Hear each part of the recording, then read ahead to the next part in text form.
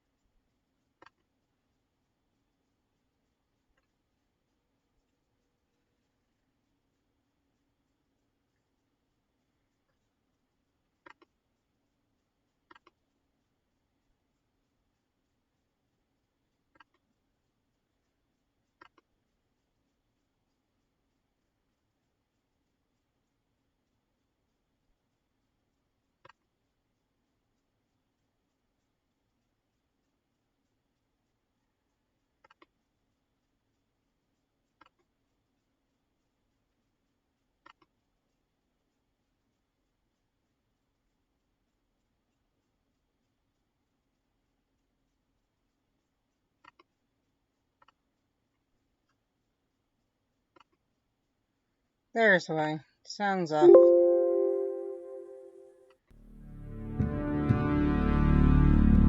A fight worth fighting, a life worth living.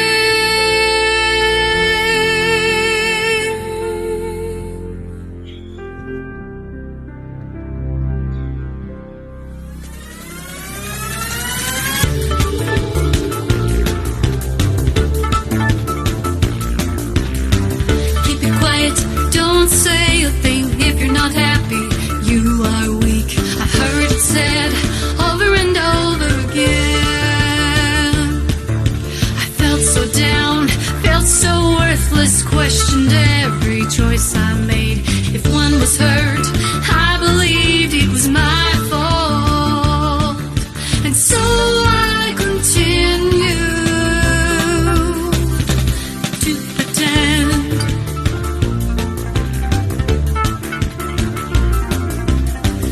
If you fake it, you will make it. Everyone told me time after time, just pretend and you will believe. But it wasn't true, it didn't work. How I felt never changed. What could I do? I could not go on. And so I stopped pretending.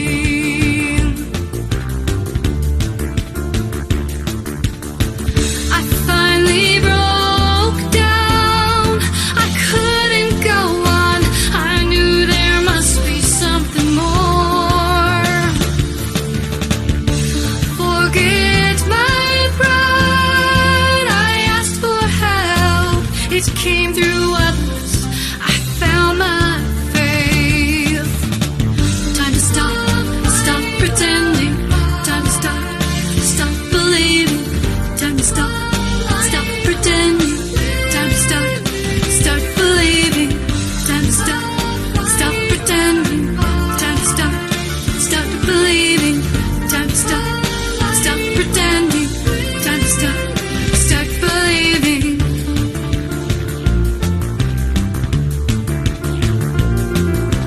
Life didn't stop or get easier. Hard mistakes were made, but I could see a glimmer of hope. If you struggle and you fell down, don't believe the light, the hype. Be afraid. afraid. Don't hesitate. You are worth it. I am worth it. Every one of us is worth it. There is no shame. It isn't wrong to stop pretending,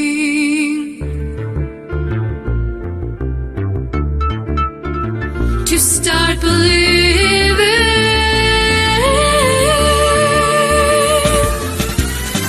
Time to stop pretending. Time to start believing. Time to stop pretending. Time to start believing. Time to stop pretending. Time to start believing.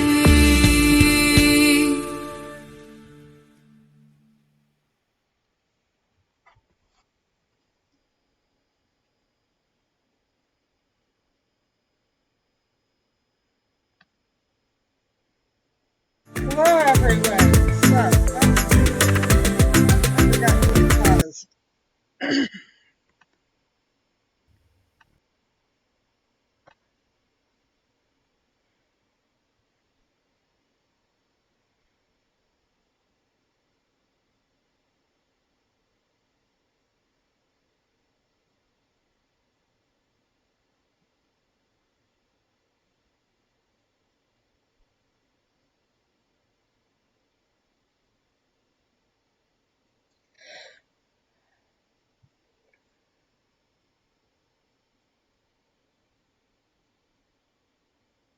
Don't ask me why. Oh, there. I know what's going on.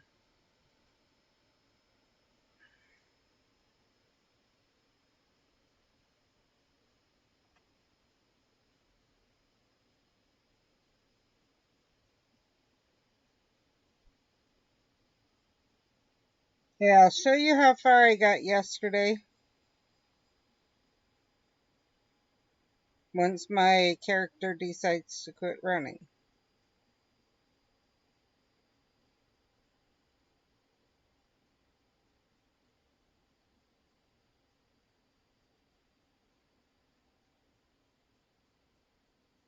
So we still need 3 more.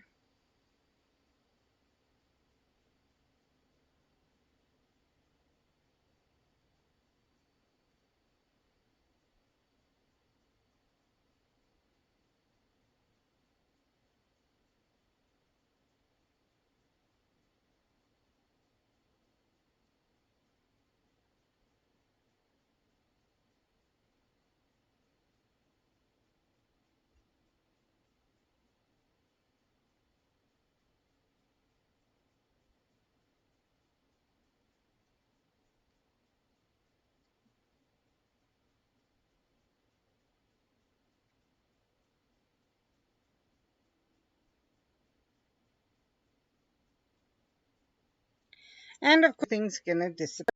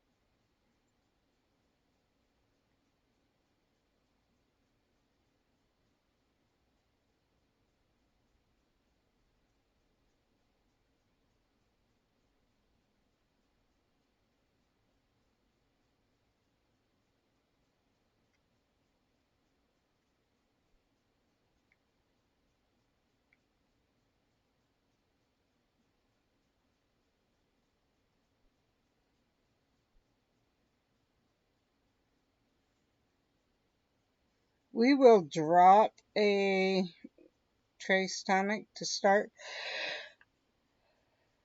brewing and not do the master notes on it. Actually, we'll drop a strong existimal, I think. Oh, we can do this one first. No, we don't want to do the master notes on it. I literally just said that and then forgot.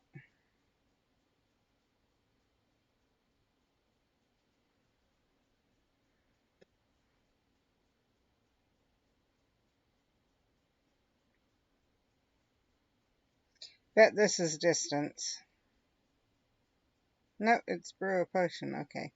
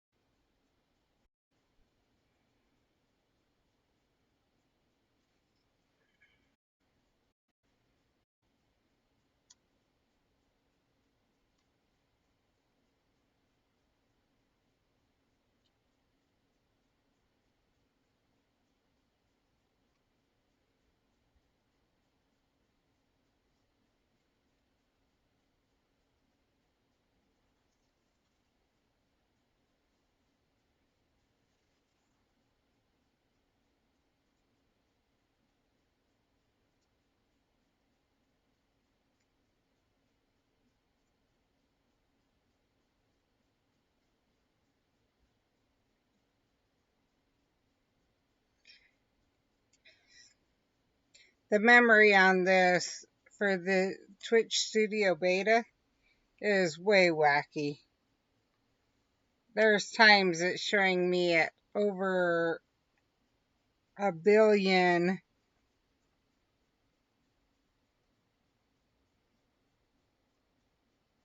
in the negative. Minus 1426, whatever.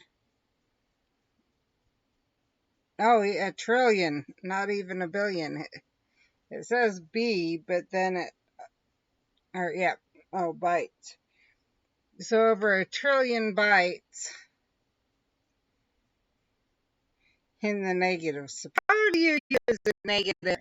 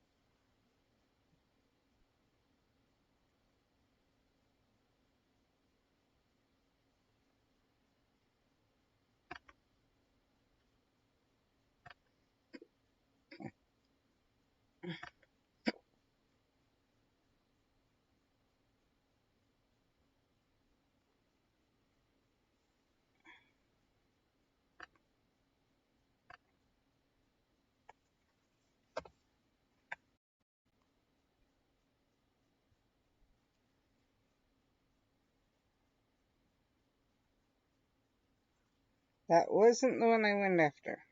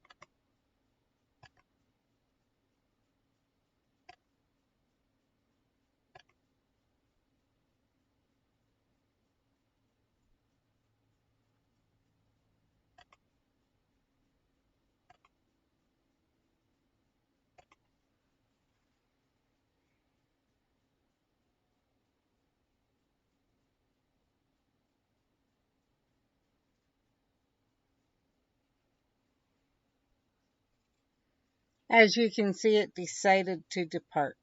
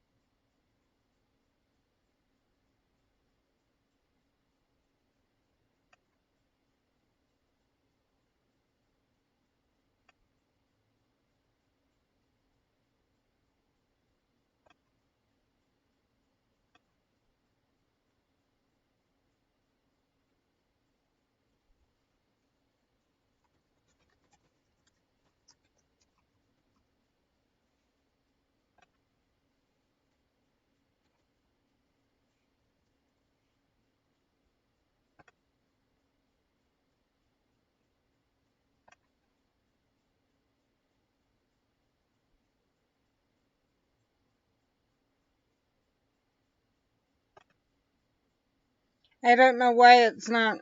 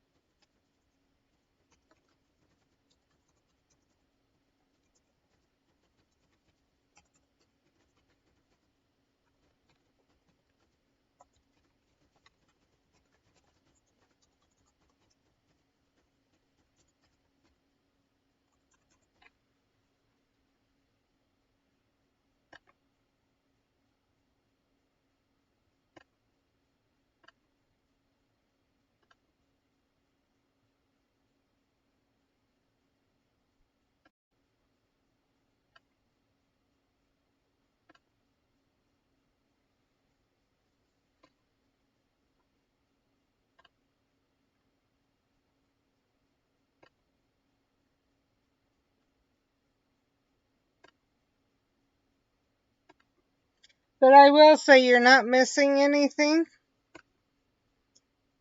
There's literally nothing on my screen other than what you guys can kind of see anyway.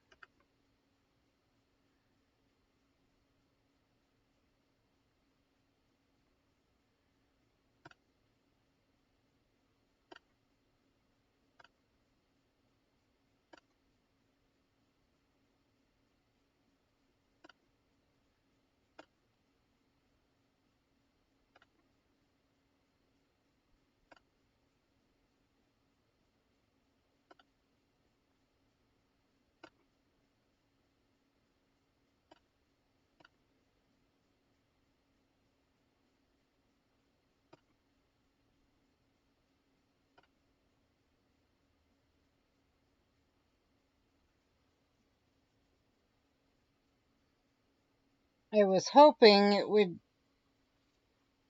reset, but it's not going to, it looks like.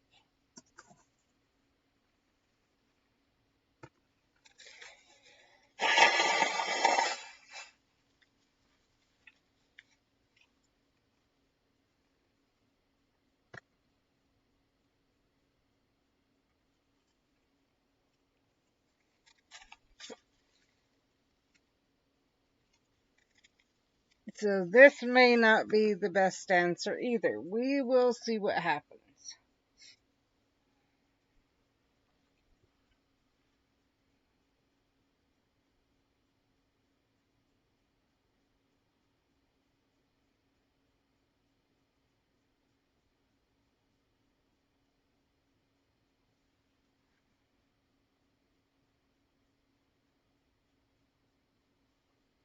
Let's start Stream Raiders while we're at it.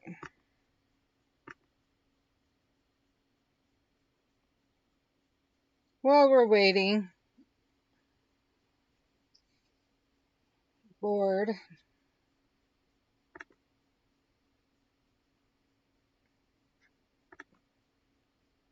for 2 more to come in.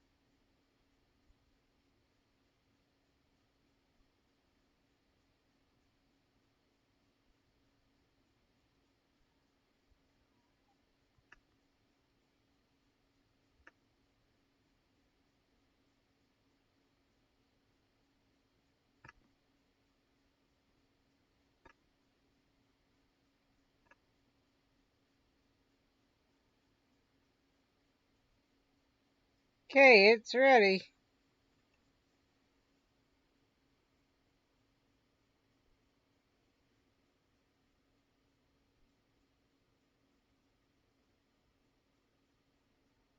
Aha, I see one over here. See if I can get it.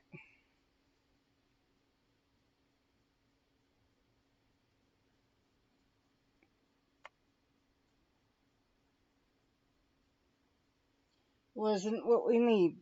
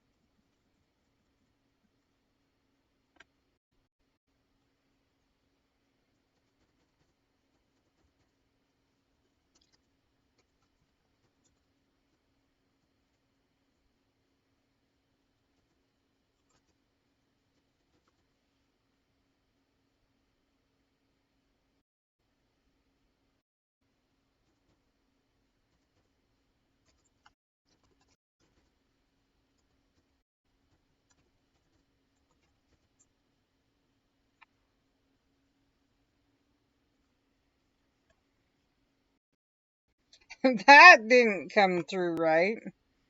Well, since I couldn't see what I was typing.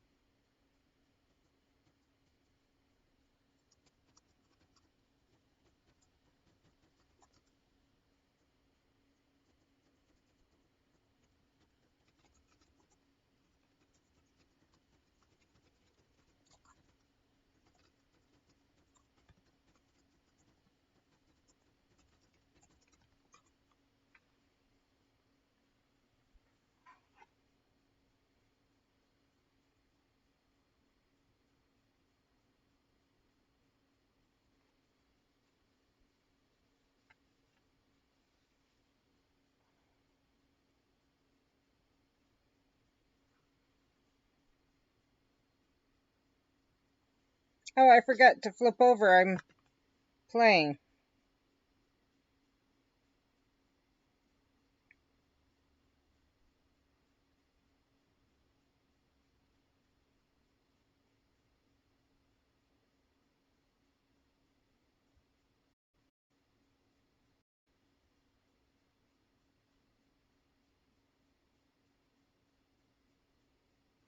Okay, we're full now. That's good.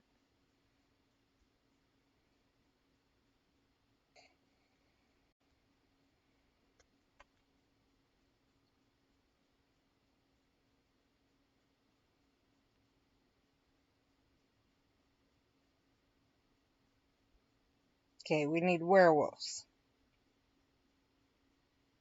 But we'll go after them all. I just needed to know what it was we were going after the most. So we will play this for a little bit.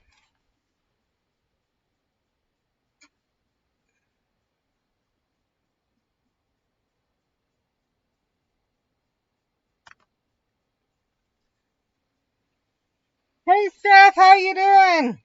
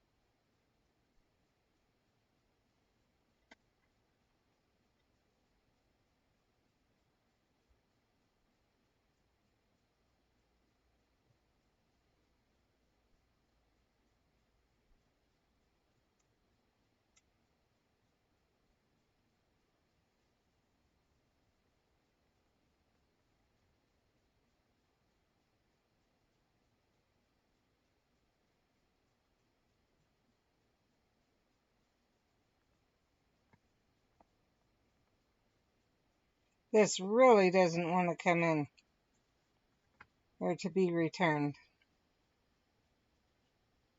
I should say. Let's see.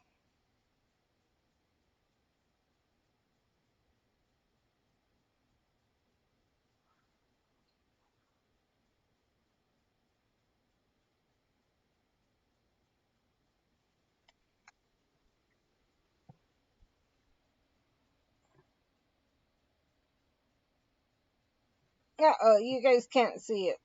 Just a minute.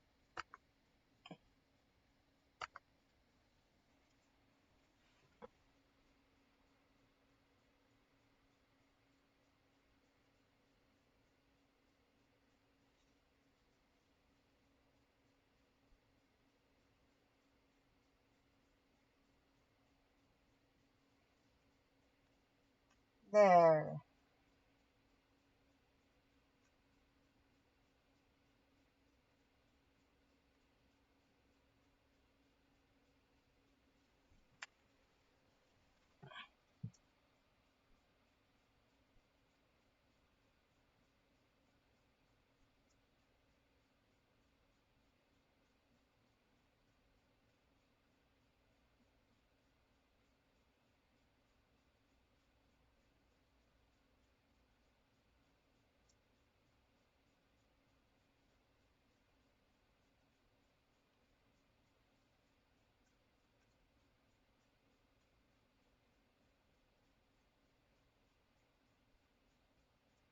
Finally a werewolf.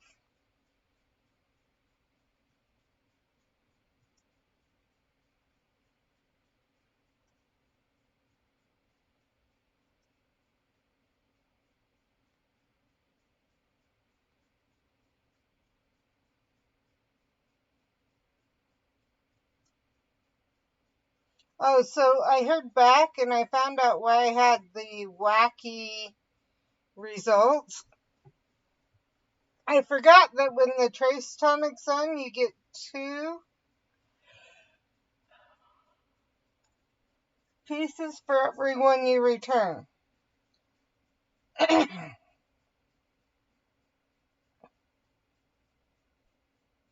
But since you only returned one, it only counts as one. So,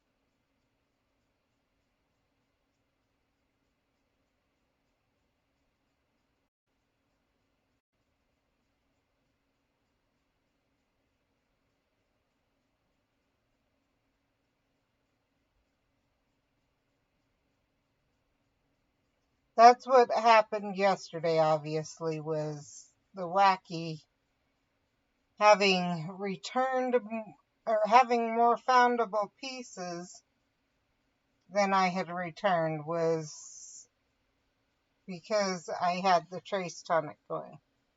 Hi, Crafting with Ray. How are you doing?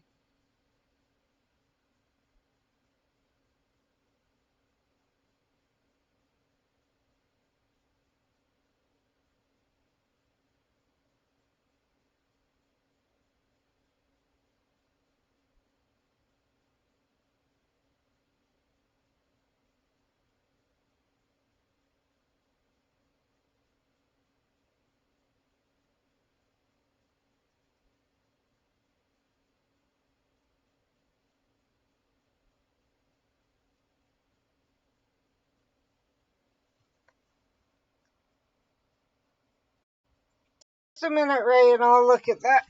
Let's see.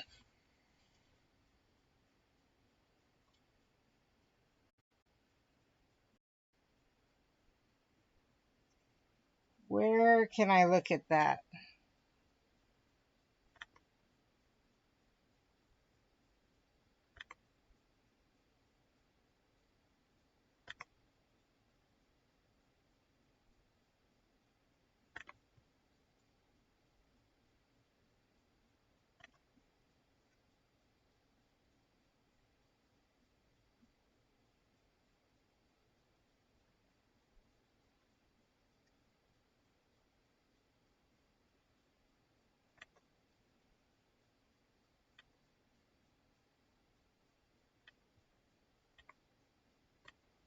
Obviously not there.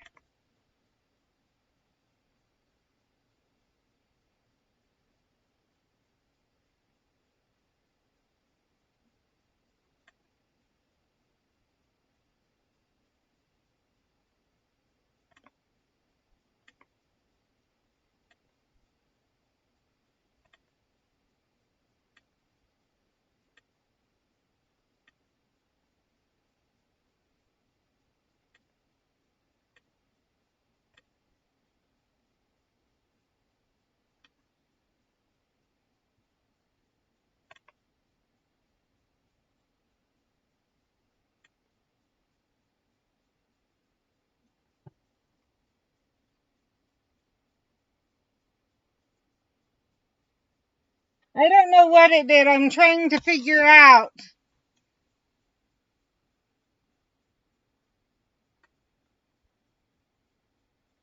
I'm not sure exactly what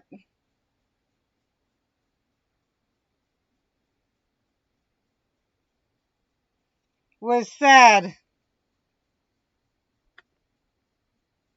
No, I don't want that. And see if I can figure out how to get it to allow if it was.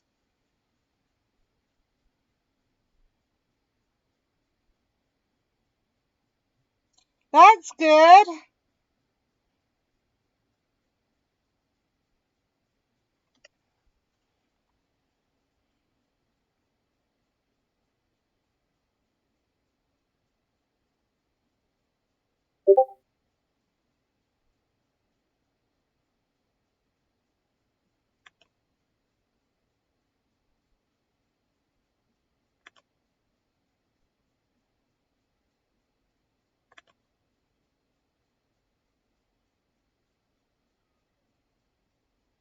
Okay, that's why. Yeah, I do. I'm gonna be honest. I do have that set for mod.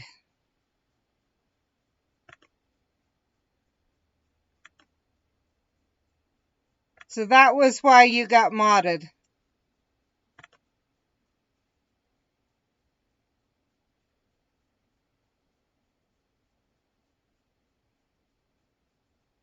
It's fine, I understand. I'm just saying for the future. I do need to figure out. Sometimes it does things that are not don't modded. It'll put mod. And so I need to know. I know how to do it if I'm streaming with Streamlabs, but not if I'm streaming with the Twitch one.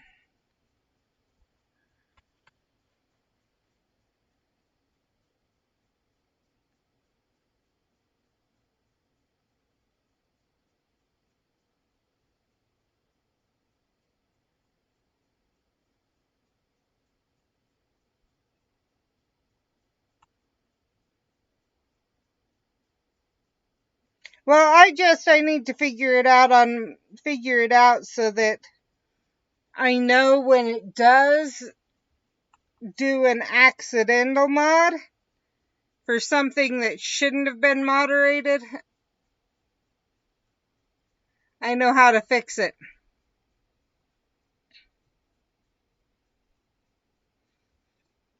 And happy birthday!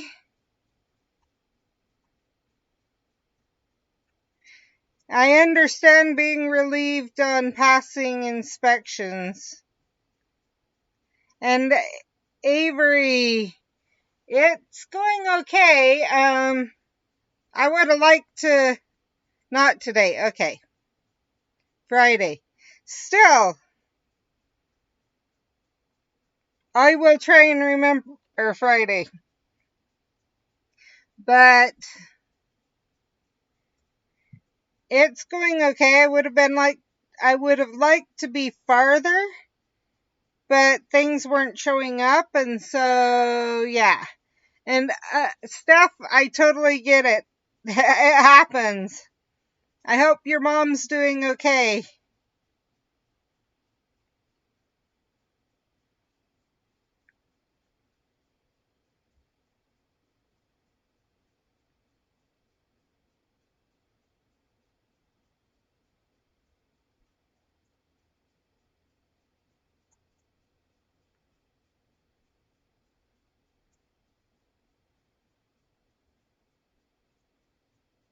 And I just asked how you were doing.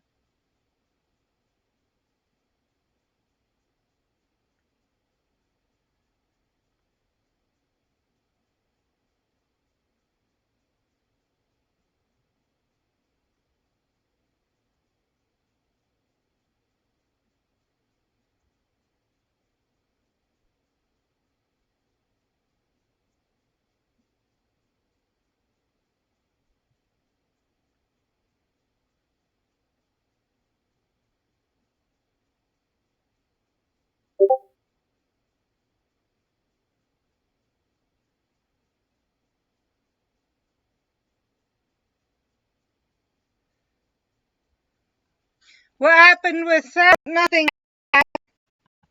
Just exhausted from regular life, and she was just checking up to make sure that Sam was still just, that things are going okay still with Sam.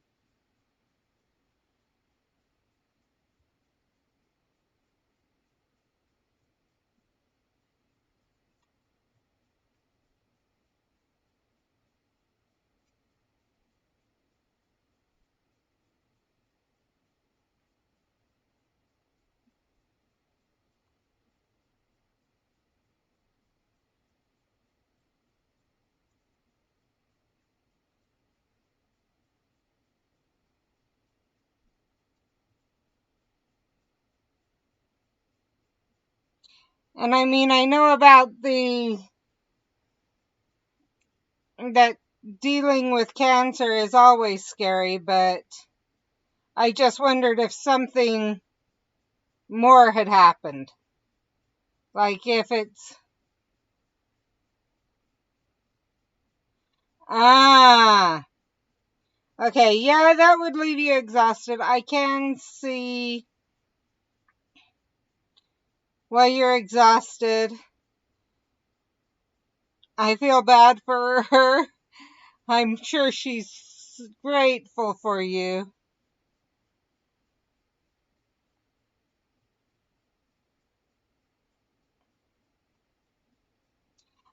I'm assuming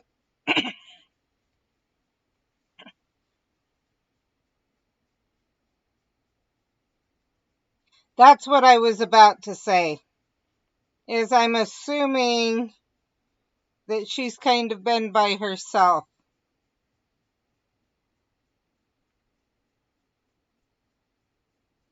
That the kids are with friends or with family. But I do get when when you don't have energy, you don't have energy. And from what I've heard, it can really, the, all the treatments, radiation or chemo, just, um, basically screw you up.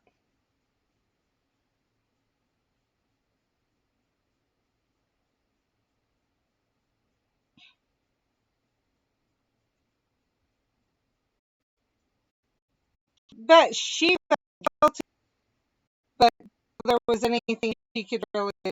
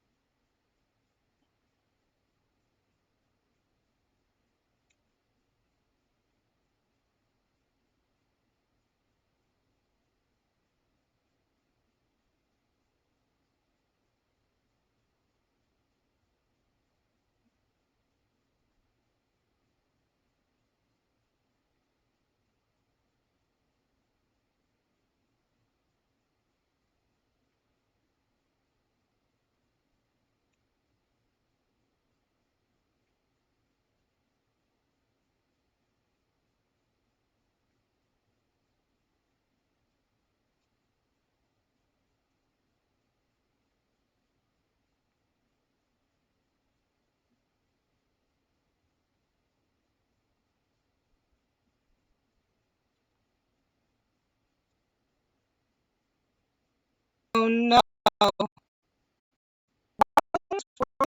it's done. But that is kind of scary. And knowing it's on her thyroid, that would be, if I remember right, that's gotta be screwing with her body like no other, also.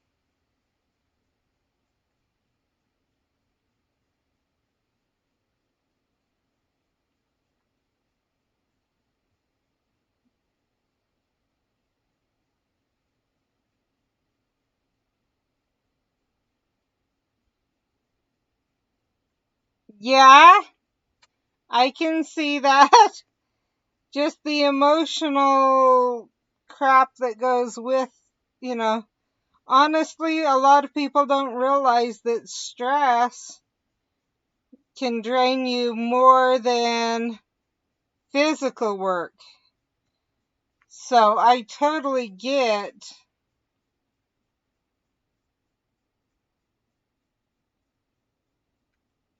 it causing a problem. And I'm not blaming you for trying to keep it hidden. Let me make that clear. Have the doctors said anything about, was that expected, or was it expected that it would be smaller? And if it wasn't expected, have they said, given any indication of what they plan to do?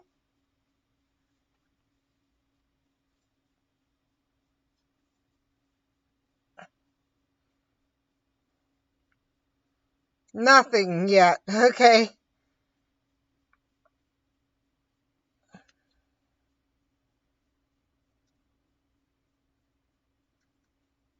I don't blame you. I I know there's some doctors who feel the best thing you can do for a family is keep your mouth shut and only share the most vital parts and whatever. And when it gets serious, no, we're just going to keep pushing on here, barely say anything. But they're, they don't adapt based on the family, and that's what upsets me. Because some people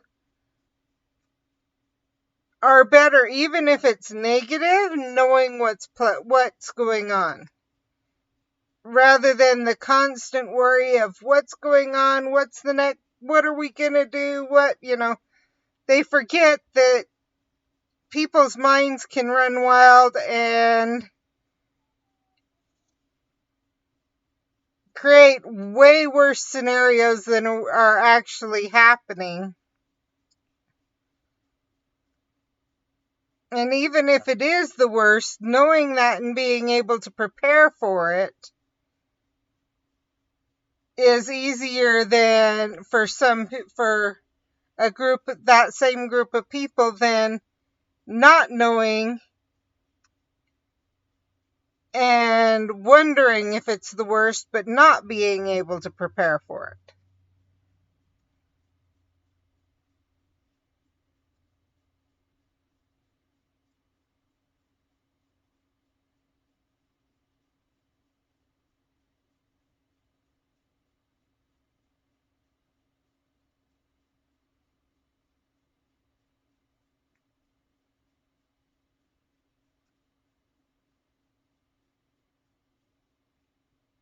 And I say that I had for slightly, not from as significant of an experience, but I had with my first a doctor. Um, I was hemorrhaging, and the doctor's response was not to tell me what was going on, but to scream at me because I didn't have an epidural. And somehow he honestly believed that would make things better. If he got mad at me not having an epidural, because if I had an epidural, I wouldn't. And it wasn't so much even if I had known what was happening, I could have dealt with the pain, but I was starting to freak out because I had no clue what was going on.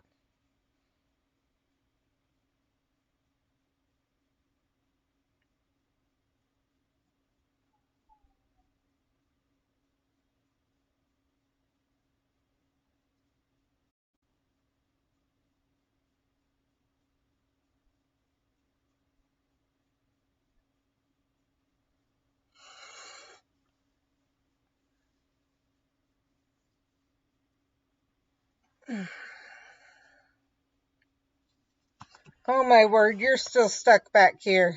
I just realized that. Let's reload.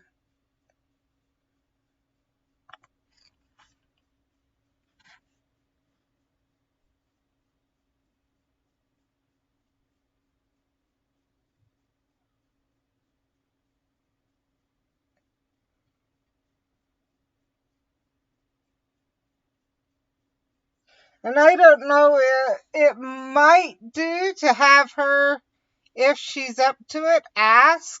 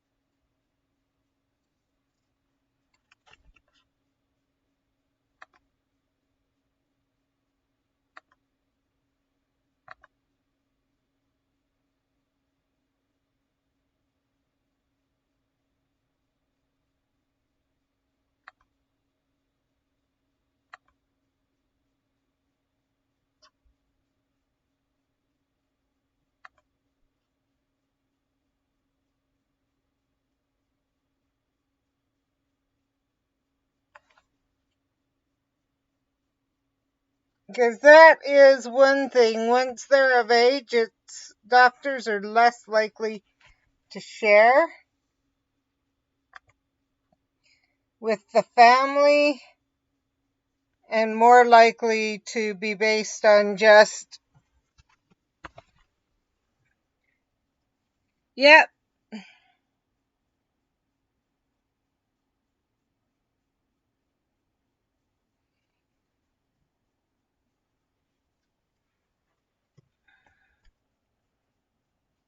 Oh, and she can't remember. So I would almost, if she's struggling to remember what the doctor said, well, I'll tell you when you get back from DoorDash. Go get your DoorDash and we'll talk about it when you get back with food. Let me know when you're back to where you you can discuss.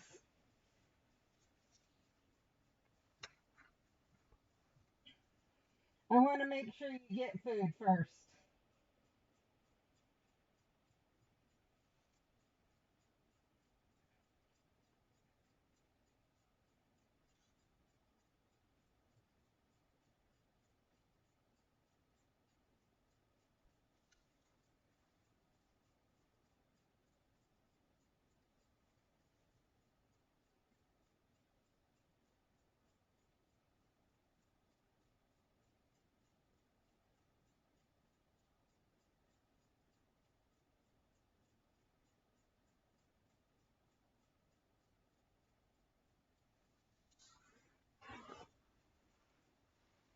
While we're waiting, we will come over here and do Stream Raiders.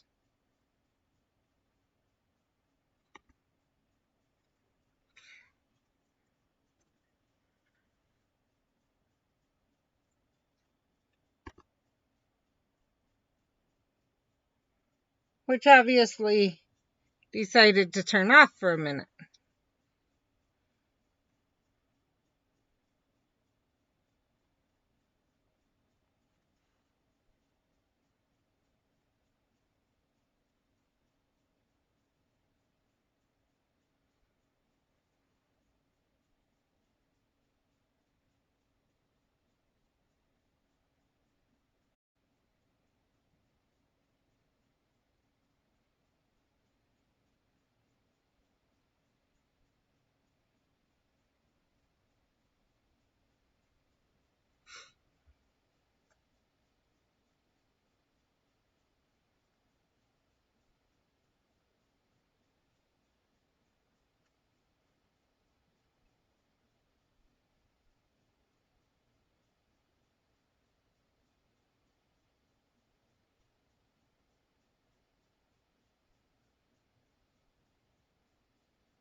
There it is.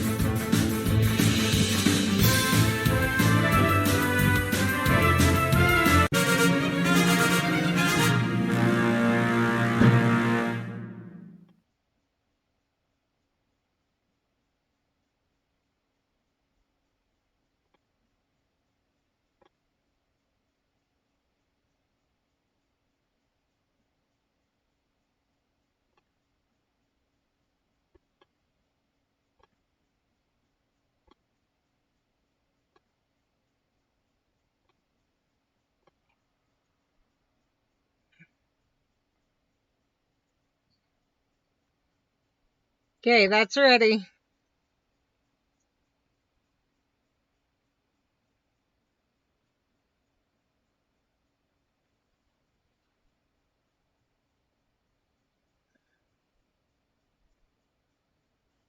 Let me know when you're back, Steph.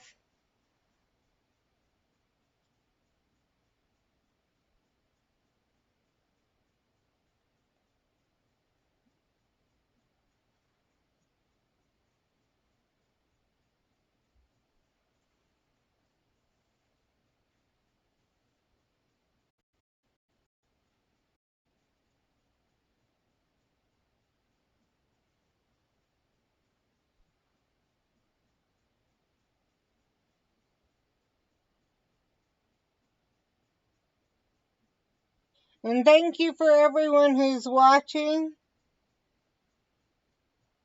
Right now we're going after werewolves.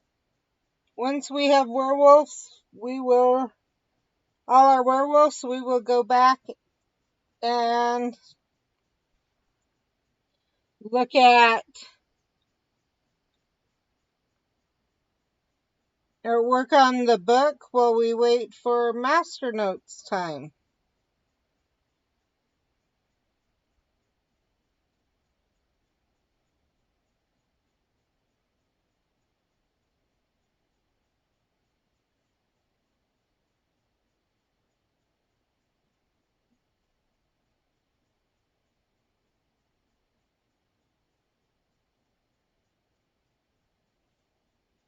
And right now is exactly why, or is one of the reasons why I wanted to have a backup. So I just got a werewolf. I went after it, even though I realized you couldn't see, because I wanted to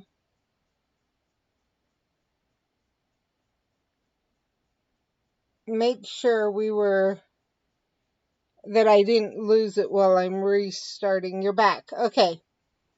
So I would talk to her doctor, or have her, maybe with you in the room, probably with you in the room, talk to her doctors and ask that you be informed, or basically that you be given power of attorney first. There is a power of attorney that she could sign off on that gives you all rights to everything going on with her health and to health decisions when she's not in er, and then especially right now, because as you said, she's not really in a position right now to be able to remember everything and etc. So there may be, I hate to say it, but there may be things that could help her get better faster and whatever that isn't, that she's not remembering because she's under enough stress as it is. And you know how that is. I know you know how that is. It's completely understandable.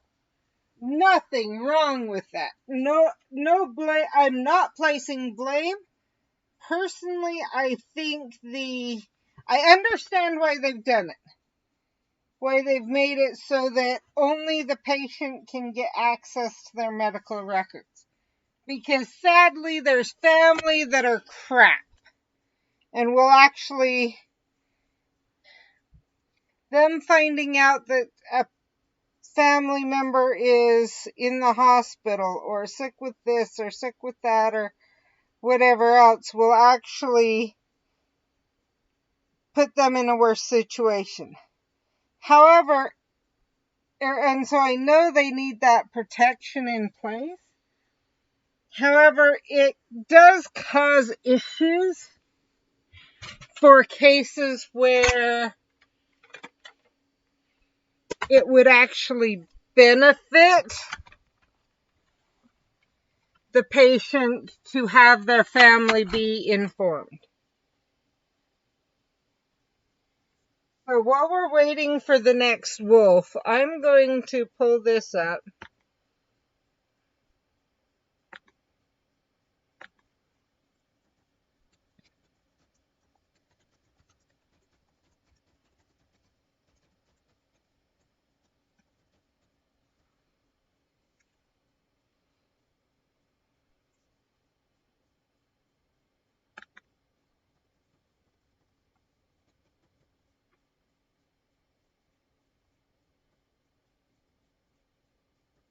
Okay. If my page will scroll.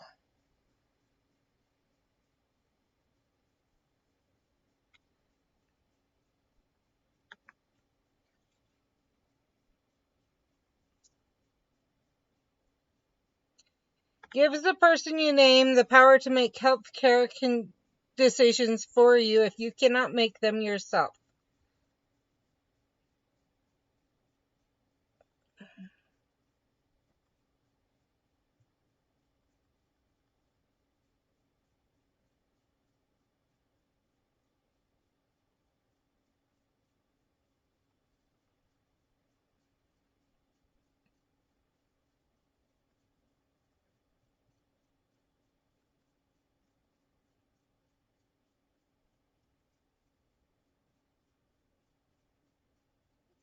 So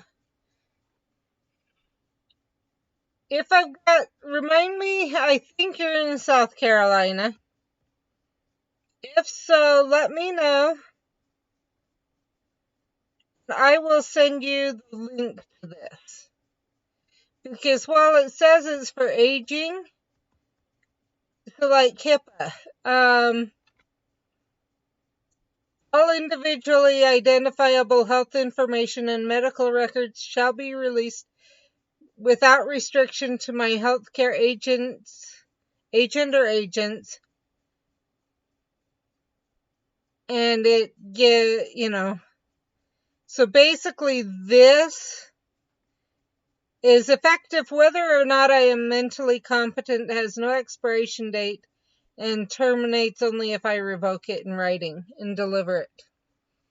So this would allow you to directly communicate with her doctors with as though it was her,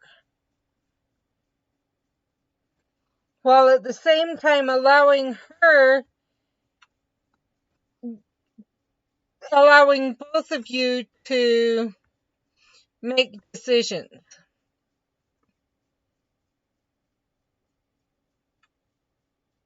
Brett and I actually have one of these. Each of us have one on the other.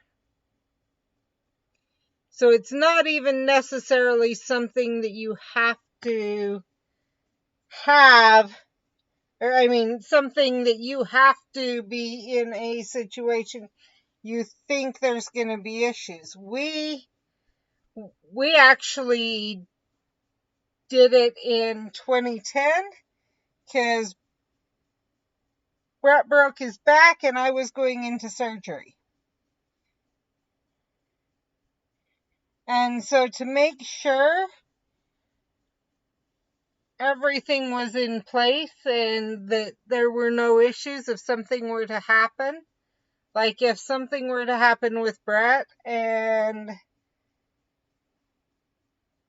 I couldn't get there to give permission, because usually a spouse can be, for many things, is given, kind of feels that, or it's kind of felt they already have those rights.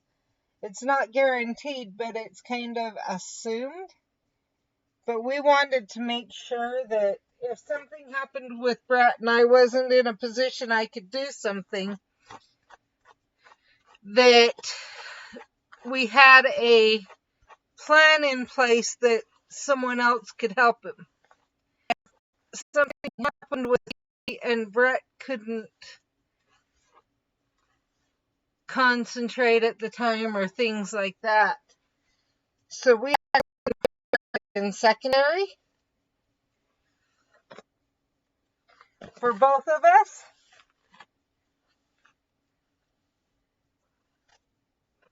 But it's also been beneficial because since we have that in place, Brett can call and ask about things for me. When I'm not feeling good, he can call and ask the doctor about it. And all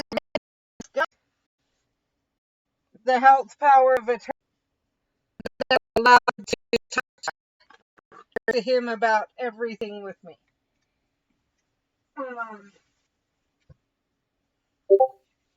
The one thing, or yeah, the one time you wouldn't want to have someone have power of attorney is if there's something health-wise you don't want them to know.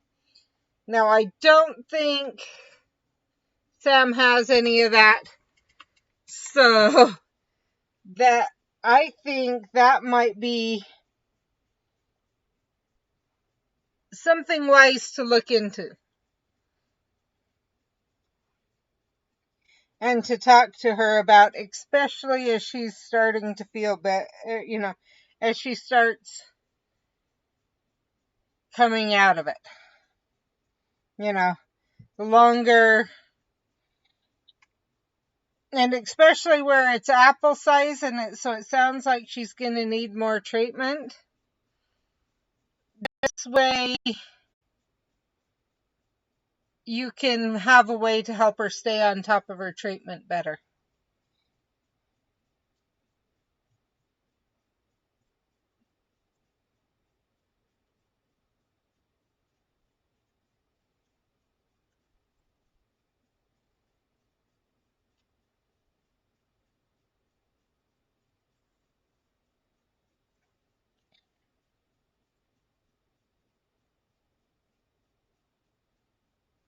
And if you aren't in South Carolina, remind me, and she isn't, and or you might be and her not, or she may be and you not. Let me know. Well, actually, what I need to know is what state, if she's not in South Carolina, what state she's in, and I can find those papers that fit the state she's in. If she's receiving in a state other than where she's living based, let me know that too, and I'll pull both up and get you the links for them.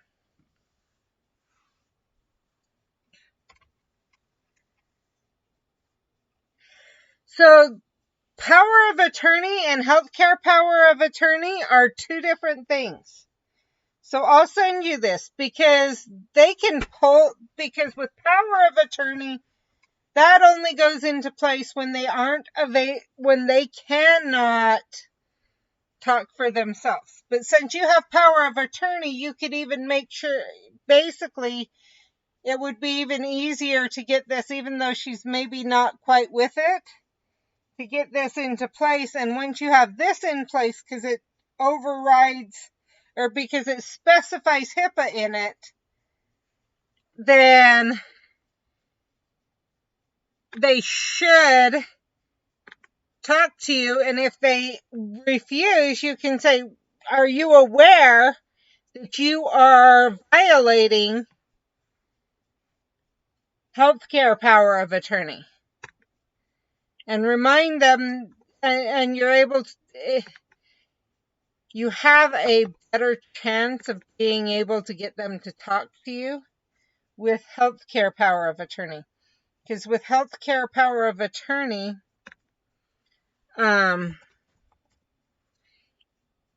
it specifies you can get the information at any time. Whereas with power of attorney, it's only when they cannot make those decisions for themselves. And we thought we were originally just going to do power of attorney, and we were notified of that. It basically, we had a doctor say, even with regular power, and what the plan was, and he said, even with regular power of attorney, he said, you can do power of attorney, it won't make a difference. We won't be able to talk to you. But because what you need is healthcare power of attorney. But the minute you have healthcare power of attorney, we won't be able to, and he said you have to be very careful if you're going to do power of attorney, because once you do that, they have right to access all of your health care records at any time, talk to the doctors, everything like that. They can't make healthcare decisions necessarily, but they have rights to all the information, to talk to the doctors, etc. If you are coherent, we have to go to you and double check and discuss with you also the treatment plan, but they can be direct, but they are, even with you coherent, they're allowed to be directly involved in your treatment. Which, in our case, big deal. There are cases you might not want that. And so in our case, we actually had it such that only the primary could be directly involved in treatment at any time. The secondary was to only be shared the information if the primary was incapable, for whatever reason, if they were in a position where they couldn't. And so, but it literally, if you read that through, it literally says that they are required to share the information with you at any time, not just when they're incoherent.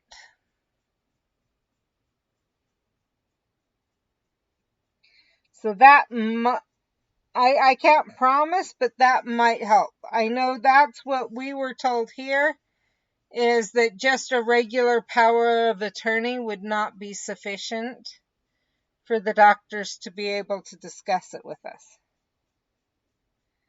So,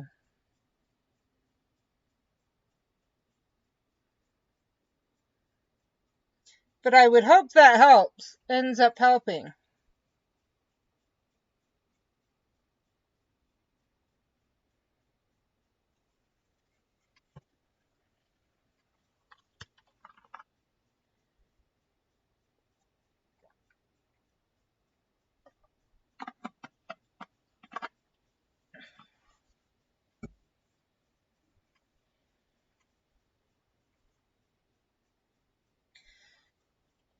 So the thing is,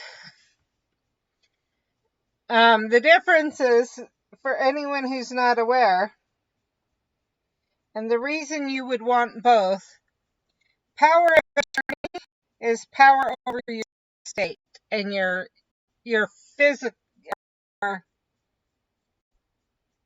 belongings and things like that. Healthcare power of attorney is power over your physical body. That's where the decisions on treatments and all of that come in. And they are, when we did it with when we did the healthcare power of attorney, or we actually did both, just because that was explained to us. So we did both, but we told my parents, and my mom basically laughed, or my mom was like, "No, we only need, what do you mean you need, there's two separate types of power of attorney. I've already got it set up in my will that when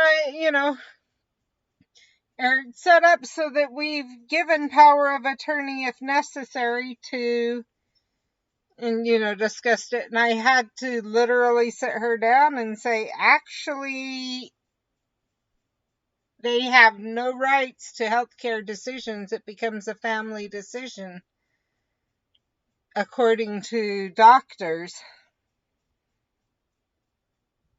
And so it can't be made immediately if you only have power of attorney and don't have healthcare power of attorney.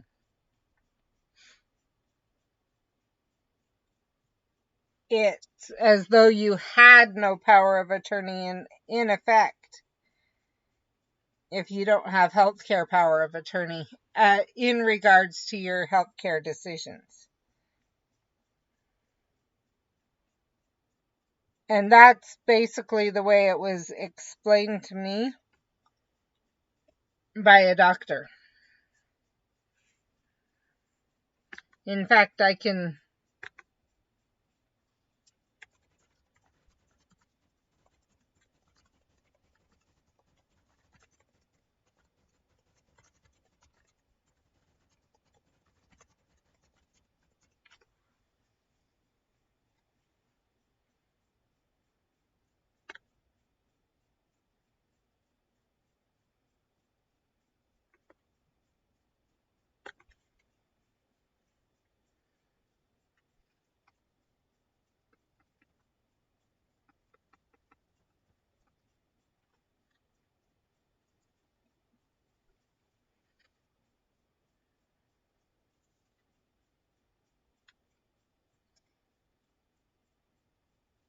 Okay, power of attorney is manage multiple areas of a person's finances and legal whatever.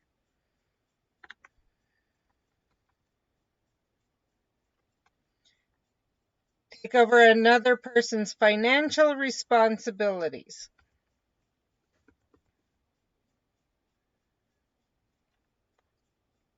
Whereas, and this is why I needed to know exactly where.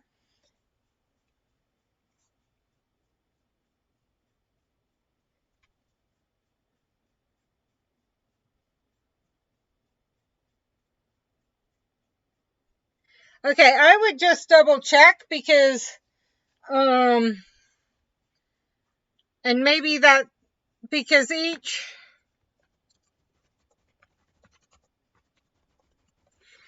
there's a difference between next of kin, power of attorney and medical power of attorney.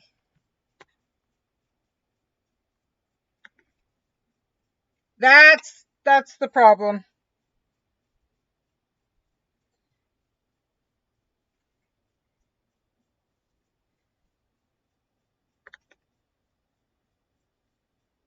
Now this is to take care of your children, which yeah, you have, and it gives them for your children, but it doesn't give them for you.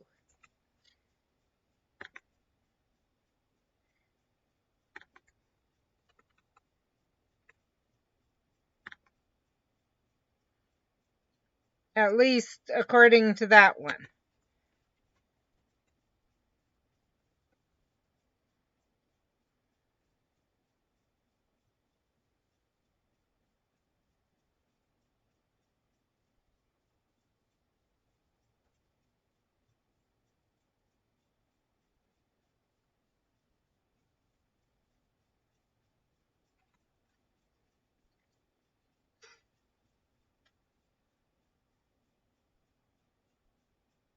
Yeah, I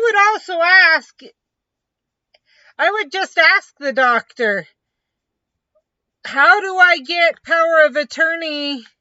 You know, we thought I had it, but how do I get permission to call up and talk to you when they're confused?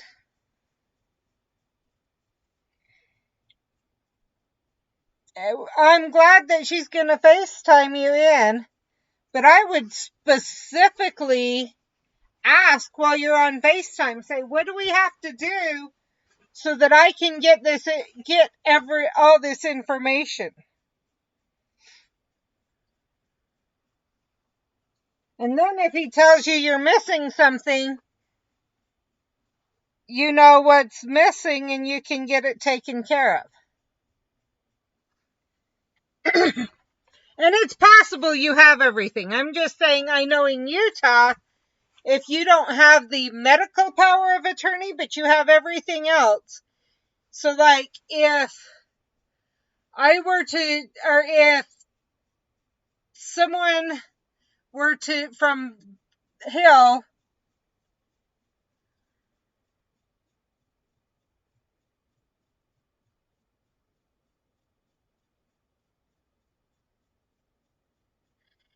yeah, there shouldn't be that runaround for you to get what you need to know. I agree.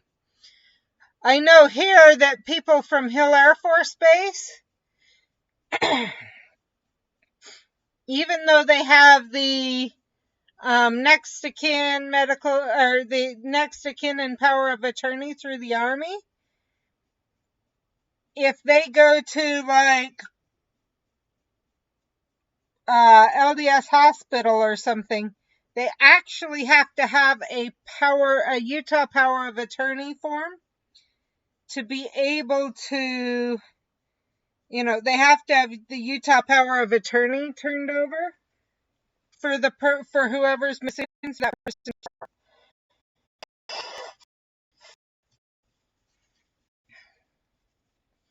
that's here in Utah, and that's why I suspect it's possible that's part of the runaround you're getting.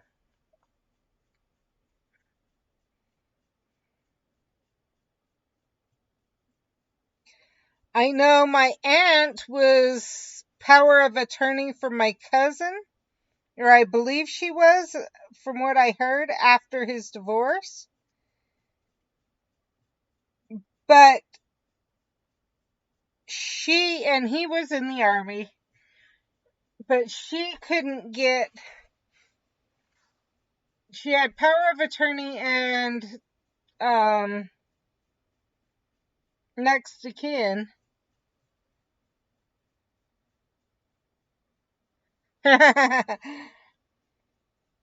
But she couldn't get, it was pulling hair for her to get information on him until from what I understand, he basically went in, basically asked, what do we need to do so that when I'm coming out of surgery, because he was going in surgery frequently,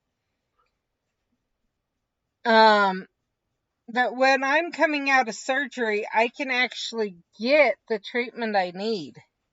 Or, I can have someone making those decisions.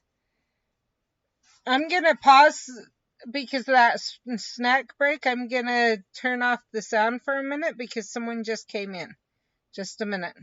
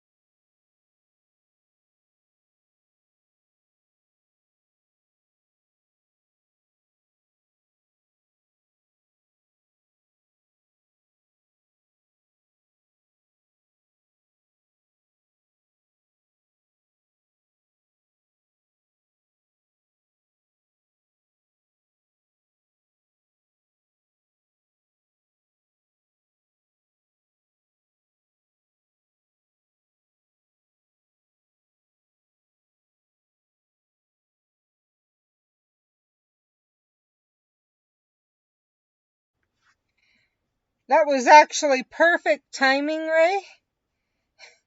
The person I heard was actually my brother, and he needed to talk to me.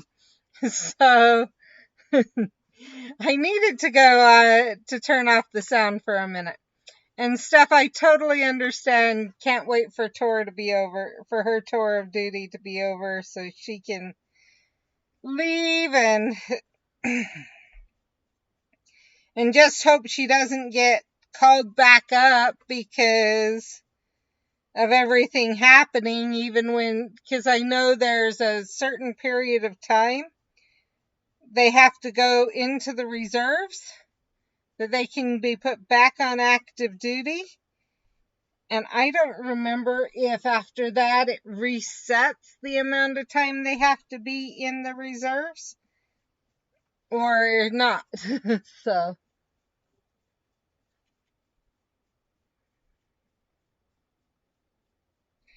but I know there's the active duty and then there's the reserves when you can be put on active duty.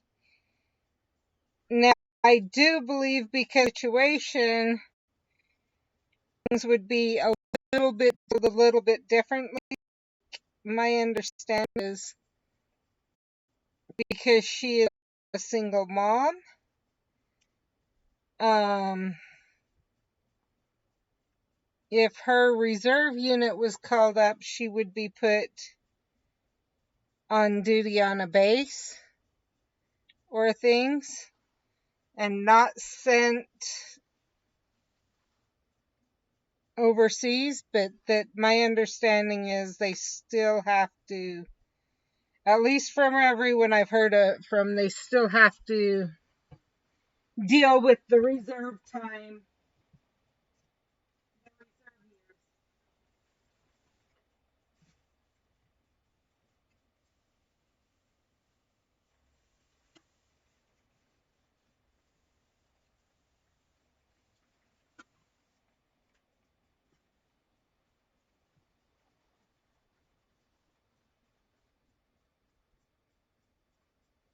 How many years does she have of her tour left?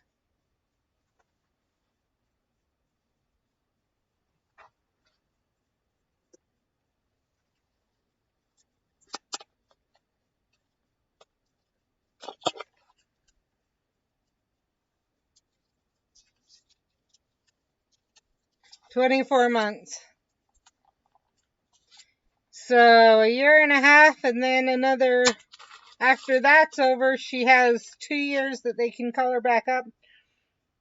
Do you know if they put her back on active during that 2 years?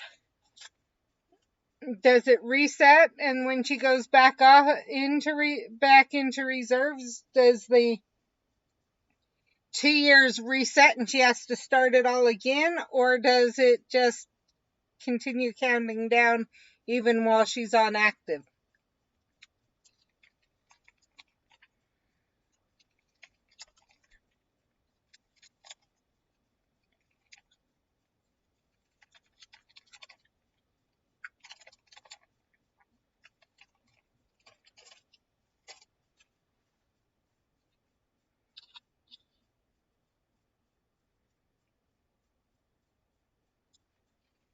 Just curious.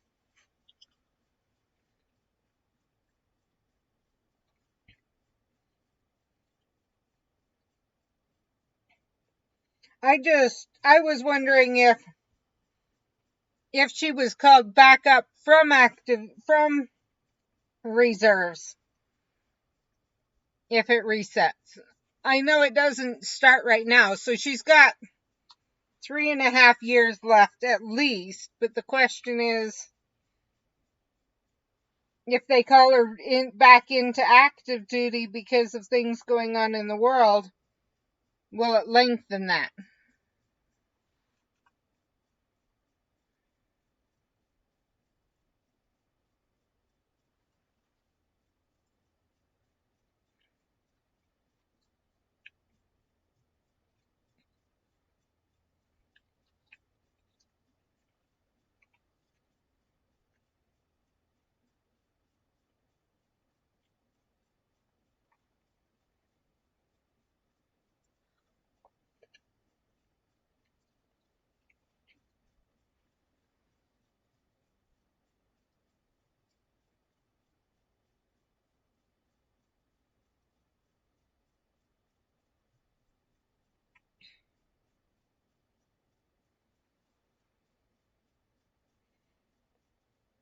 So if she's called into active duty So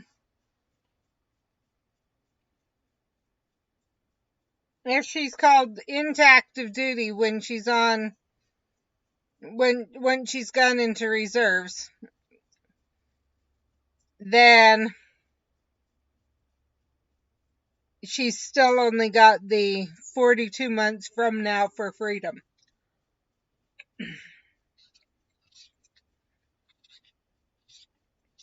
That's good. That means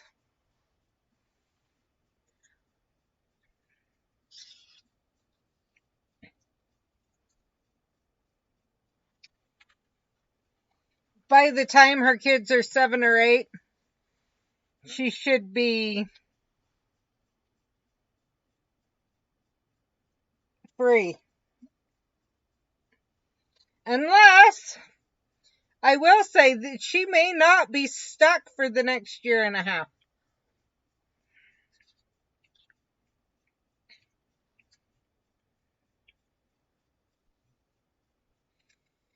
And that this may sound bad, but Heavenly Father may be giving her an out quicker.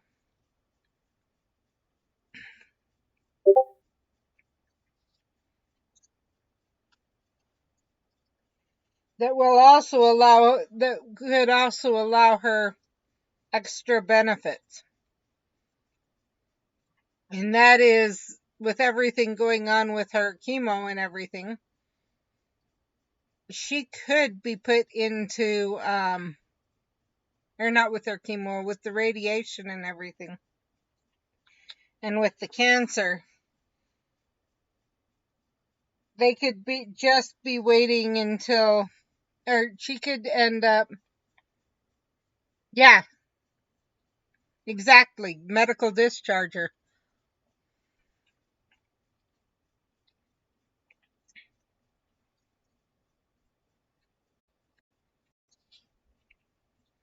Even if she gets better, but she doesn't get as, but she still has some residual from it, residual health issues, which is likely. It's possible they'll medically discharge her.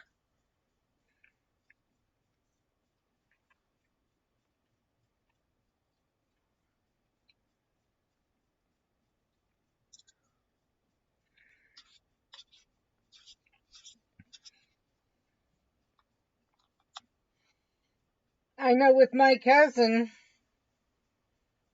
they waited until he had the majority of the treatment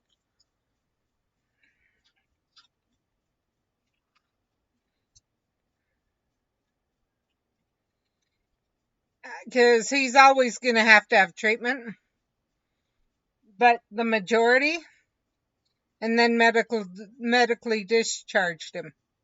So once he was stable, he was medically discharged.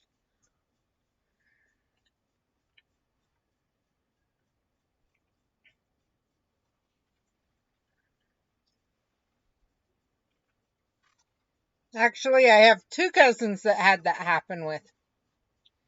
I've had two cousins medically discharged. One for a health complaint that was not related to the being in the army necessarily, or not directly related. And the other one was his service in Iraq and Afghanistan. He ended up in a helicopter crash that burned him, and only two lived, and those two were severely burned.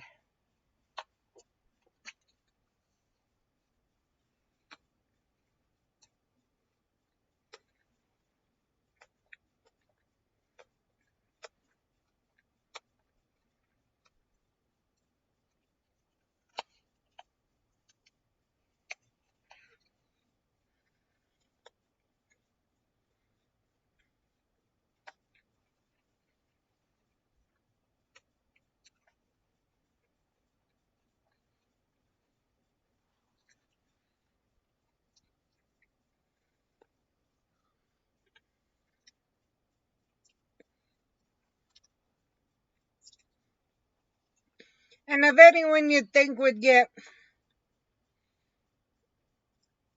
that their next of kin would be allowed to make decisions.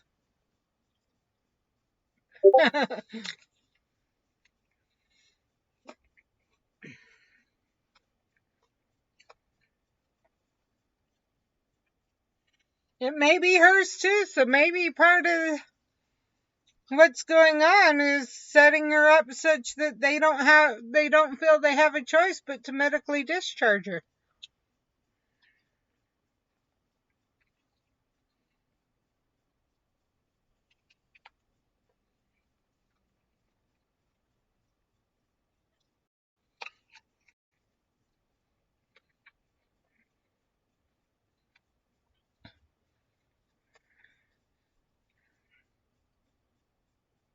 Because now she's in a different position than she was when she signed up for tour.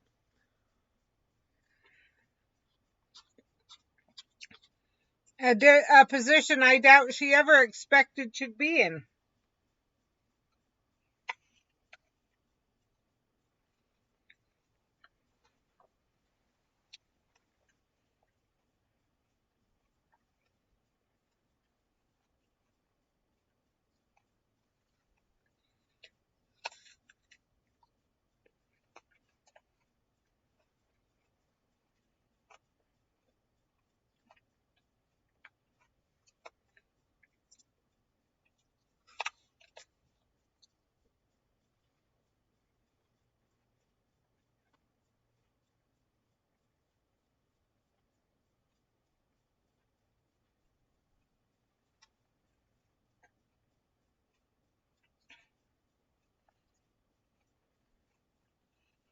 Something suspicious there if that many people have come down with it.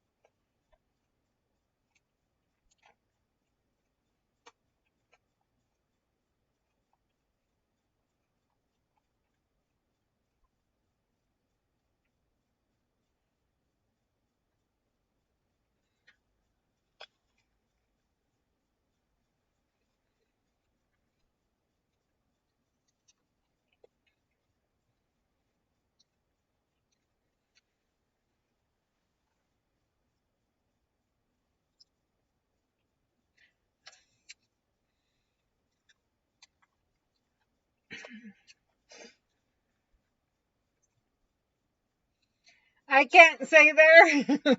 I'm going to be honest.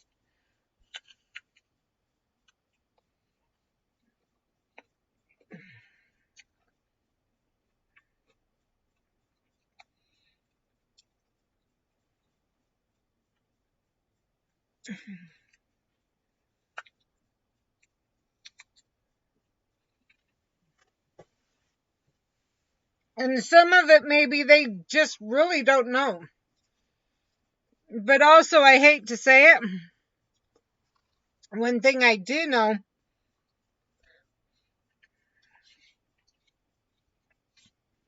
is that there's service related in issues that are kept quiet,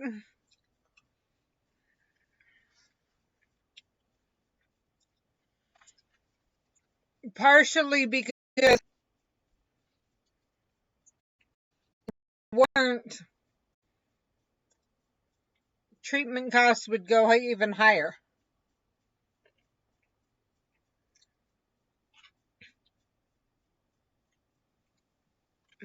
I will warn you. I believe my cousin said this once. He's like, there hits a point when it's almost better to keep your mouth shut about what health issues you're dealing with in the Army.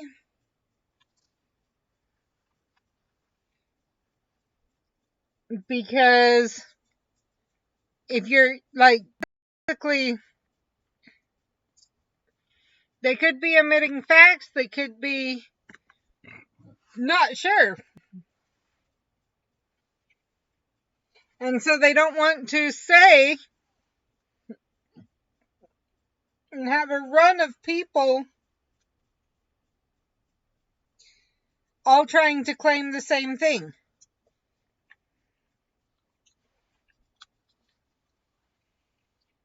But another thing one thing my cousin said was there hit a point he started lying about how, to a certain degree, about, or at least I pay, and I could be wrong here, but I've heard, and maybe it wasn't my cousin, maybe it was someone else, but I have heard of people, they hit a point, they know they're going to be medically discharged. And the discharge is literally just waiting for them to be at a certain level of health. And so rather than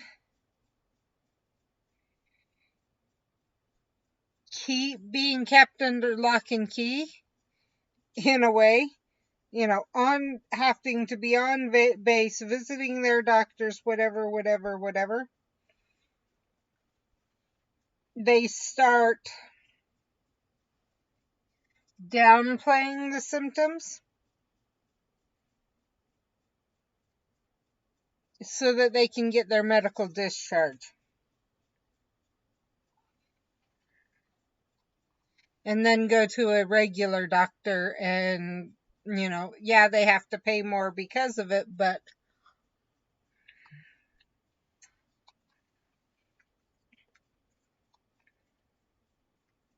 they're able to start moving on with their life.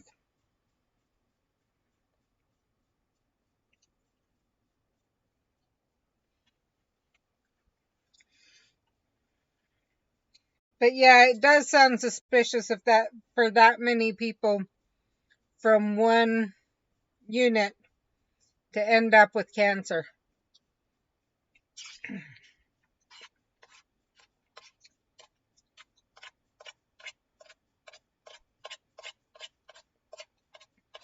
Another thing it could be is they don't know yet. I mean,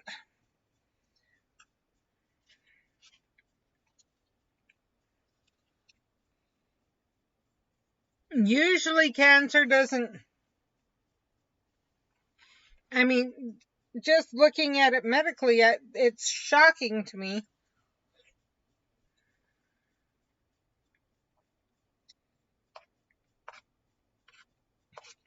Because usually cancer takes a while to develop.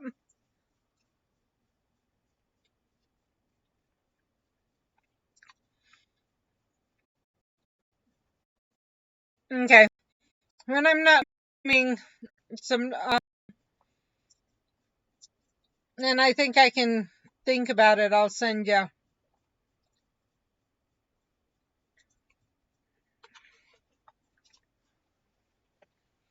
I get what you're saying, and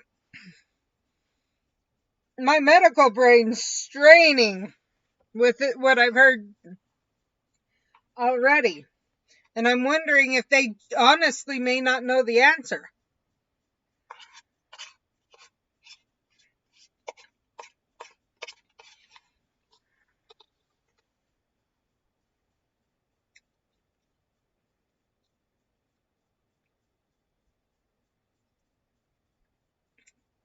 And I will say, in the Army, if they don't know the answer, they won't say anything.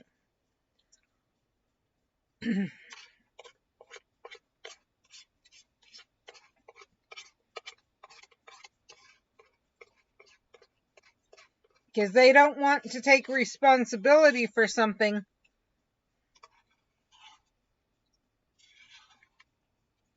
and then find out later it wasn't their responsibility.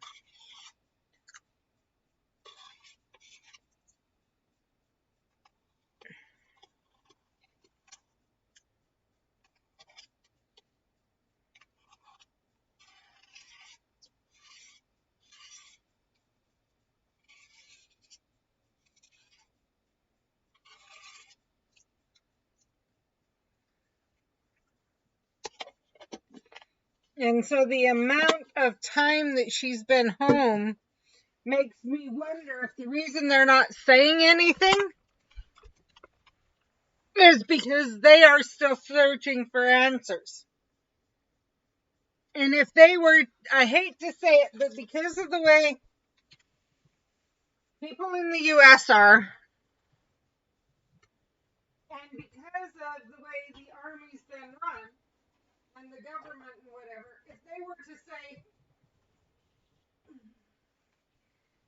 to tell you that they are suspicious, that something suspicious is, or to, they were to admit to you that it seems suspicious. No, I would wait, but I'm just saying, if they were to admit to you it seems suspicious, then just that in and of itself, some people will then,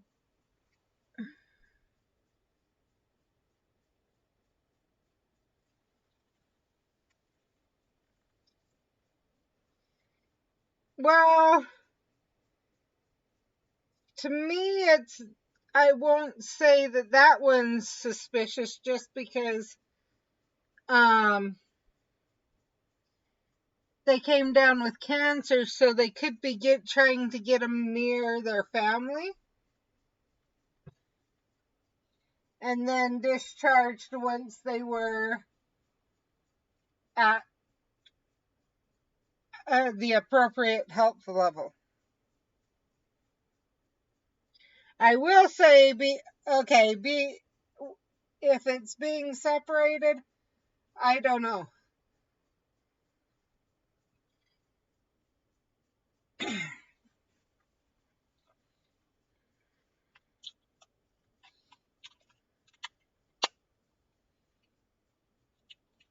I don't know how many times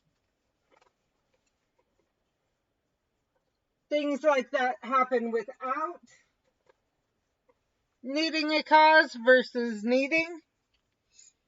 And we'll talk about that, and I'll explain some of the things that I've heard, seen, whatever, and explain a bit more about my cousin. But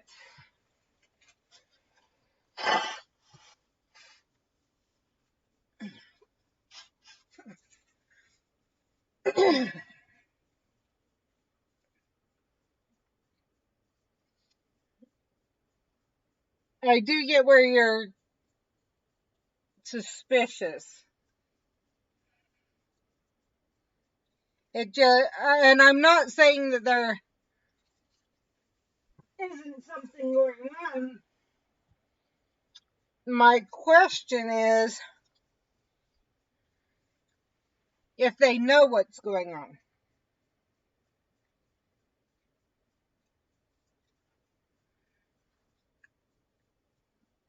And I do know because of the way it is, until they know for sure what's going on, they have to, it becomes very much a business as usual.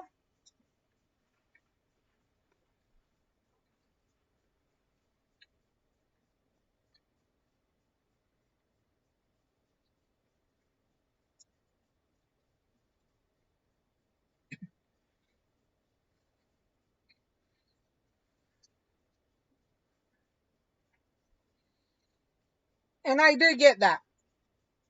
Part of me is saying,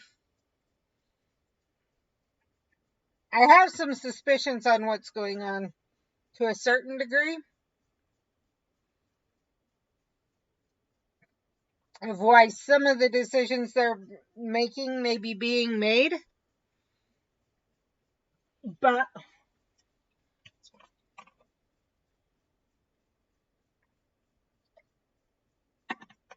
I'm not sure I want to say them on a stream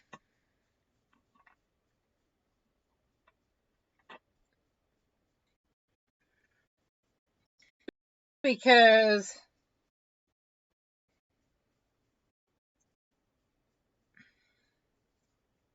I don't know full information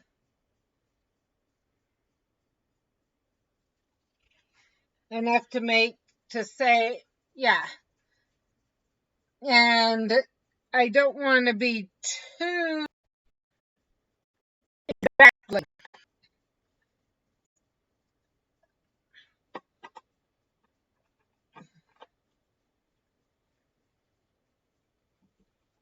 And so,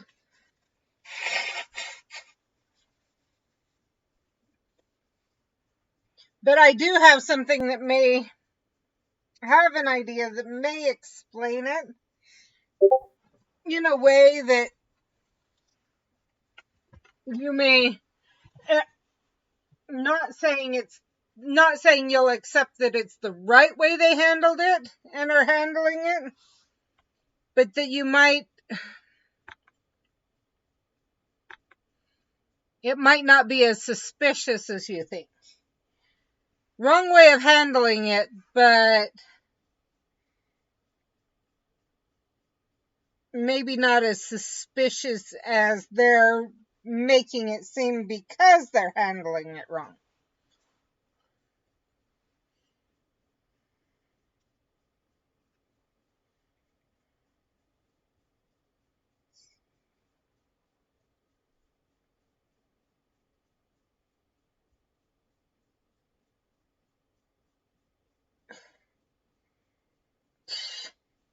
And why do you have to pick up your ex? Why can't he have someone else?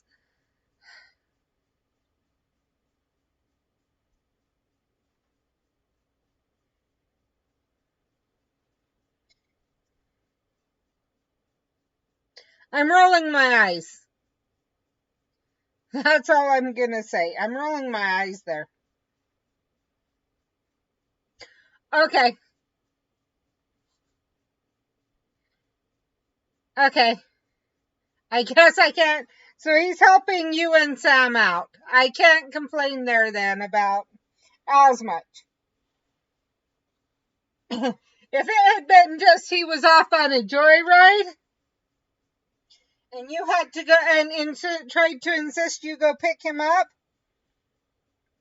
I would complain.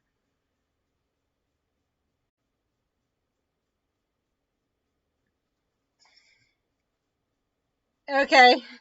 Not that it won't cost at least that extra $50 to drive to get him. Yeah, I agree with you there.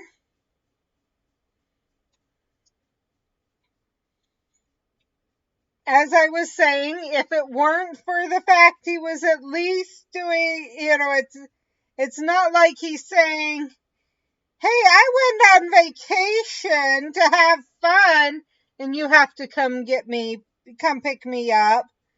At least he has a semi reason to have you pick him up.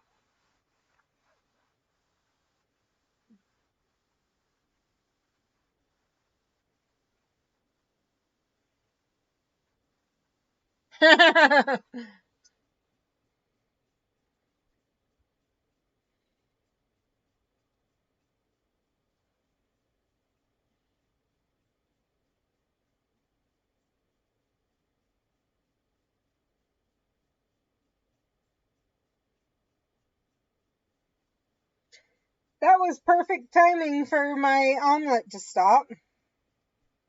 Because now we're just down to, I'm going to drop a potion. I know how I'm going to drop a potion. I am going to go on the night bus once. Yeah, I get what you're saying.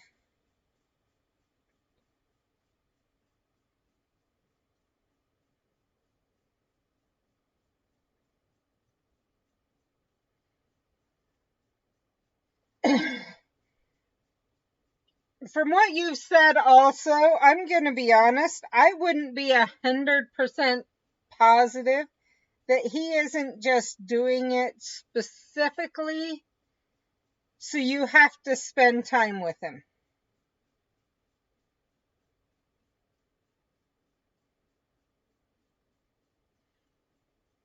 So being jerky, but yeah, just that you have to spend time with him.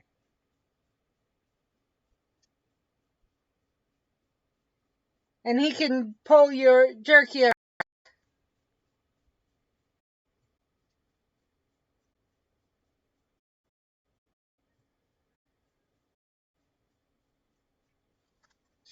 So I totally, in some ways, get it. As you know, I've got, or not I've got an ex too. So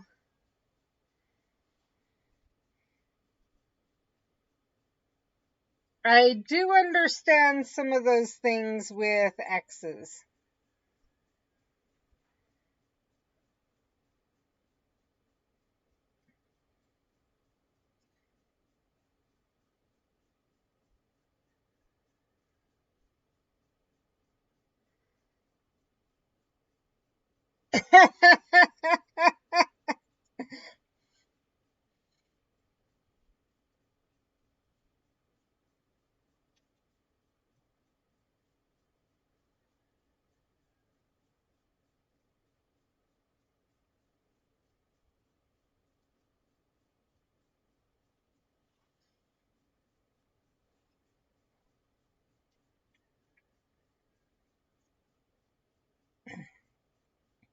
So why didn't he have his wife pick you up or pick him up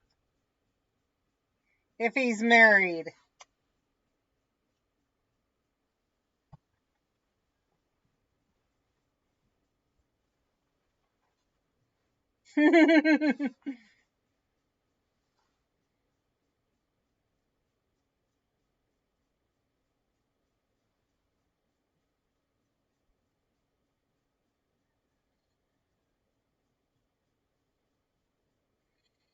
You wouldn't kill her with the baby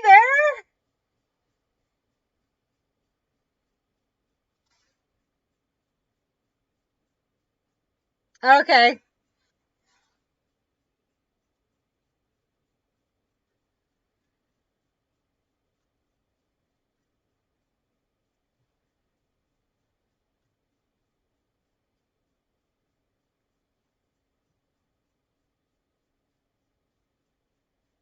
See, I'm thinking she should have taken into account the fact you would not do that to one of your grandkids.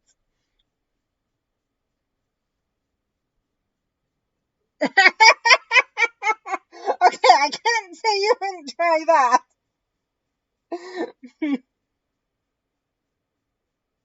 I take it she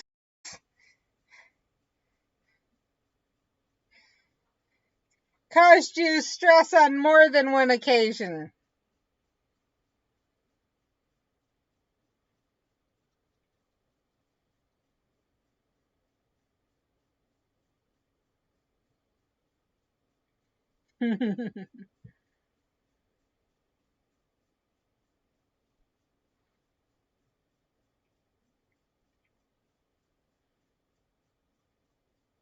Okay.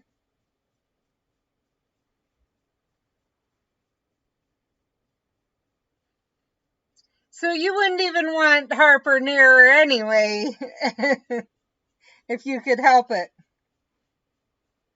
Actually, any of your grandkids, if you could help it.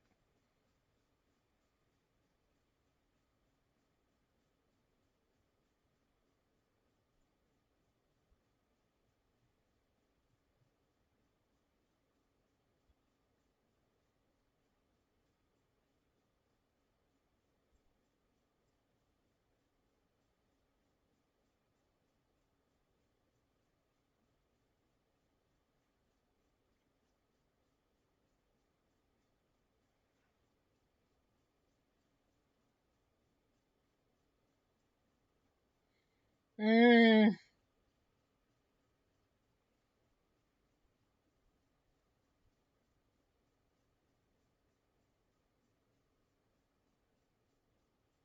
Is there a reason that they didn't come get her, or did they come and just It was in the picking up that some of the issues are coming in.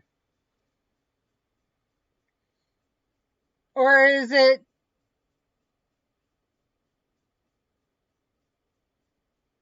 okay?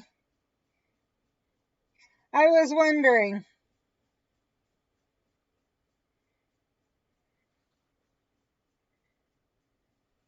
Because from what you said, you have a decent relationship with his family. Did Harper go to the ex or to his or to her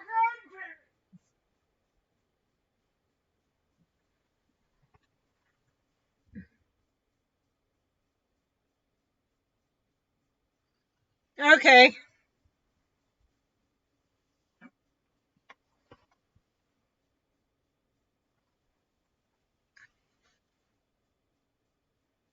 Oh, your ex. That makes a little bit more sense. Why? Okay, I was thinking they spent the time with Harper's grandparents. So Sam's ex-in-laws. Which was why I was wondering why your ex was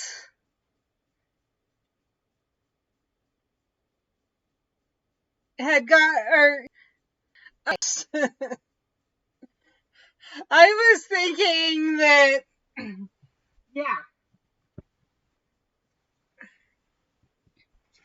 that he went and picked her up for you from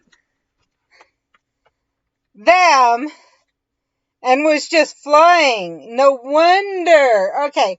Makes more sense to me now just because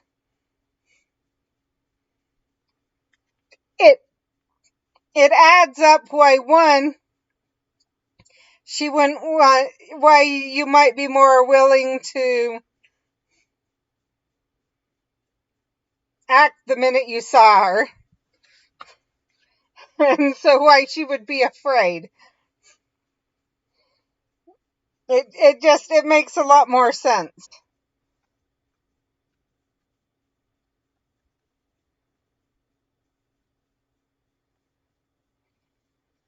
So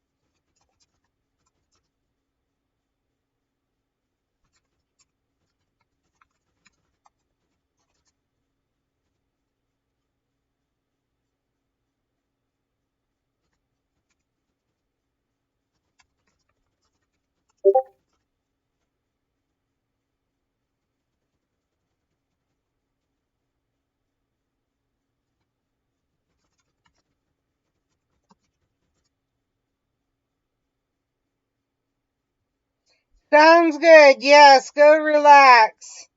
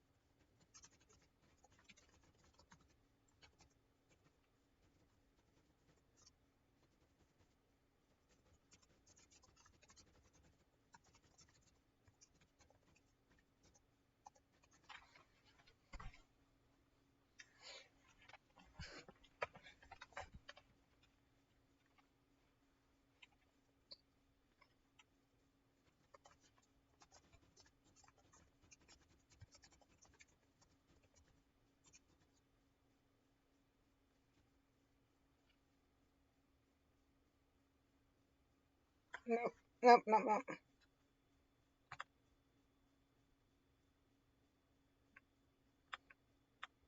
Oh, I know.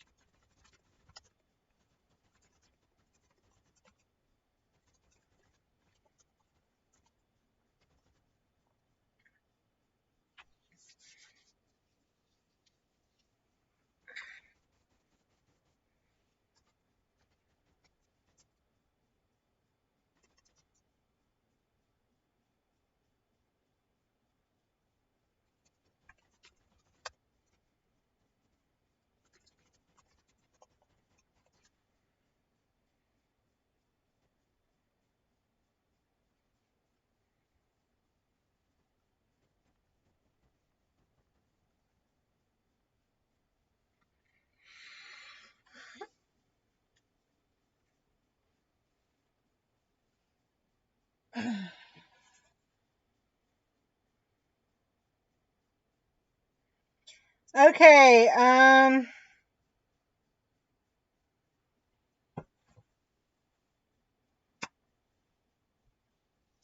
I think we're gonna leave it there for now.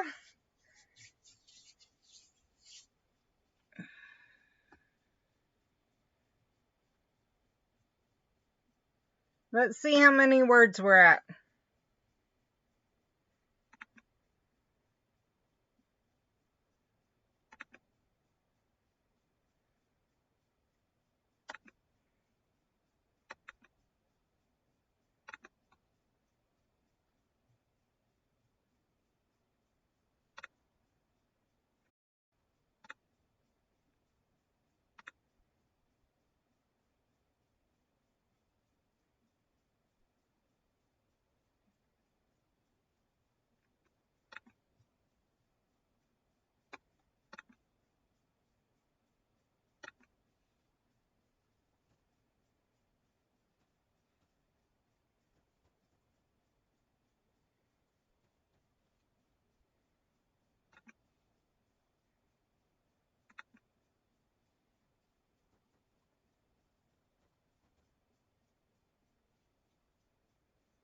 Try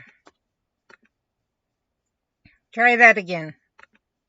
129,846 minus 127,884. 1962.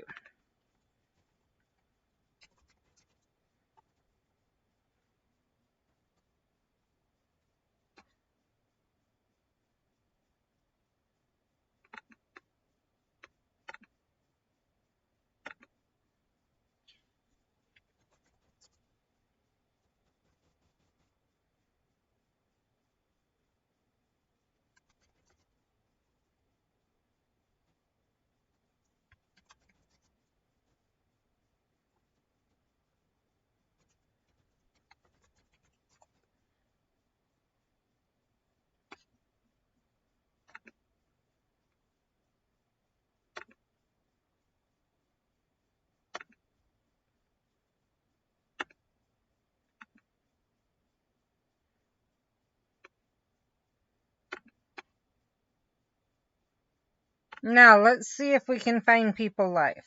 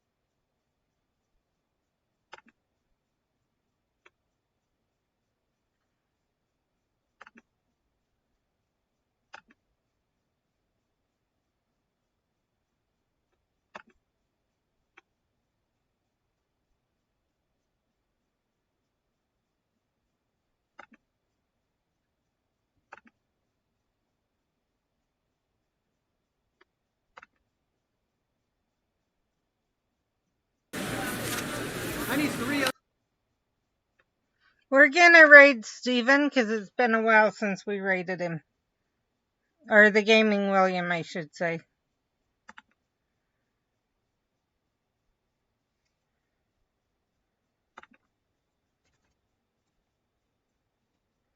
Actually, here's someone I haven't raided before, ever.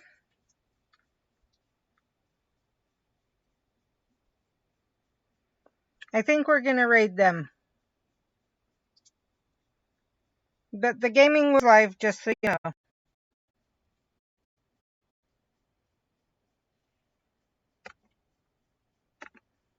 And so is Professor.